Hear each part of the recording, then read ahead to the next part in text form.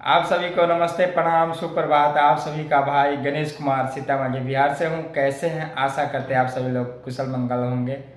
आज सोमवार है, बाबा भोलेनाथ जी का दिन है।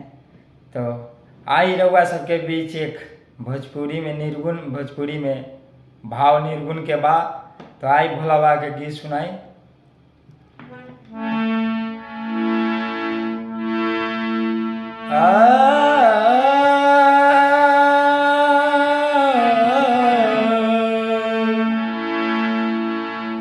कहे के बाद ए हो शिवदानी तनी हमके बताई दा तू, मर के डेराला न तू, जहर खाई जाला तू।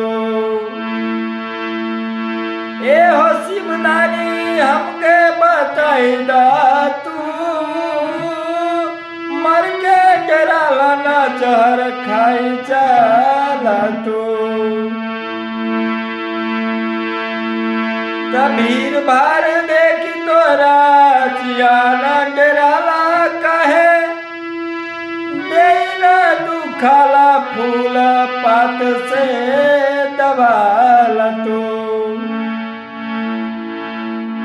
कहे के बाद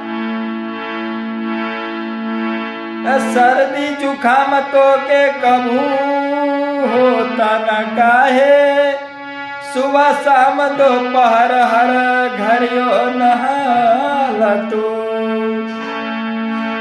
अरे ध्यान हुए मर्जी तोहार बोलना तो, गाल के बजौला से निहाल हो जाला तू।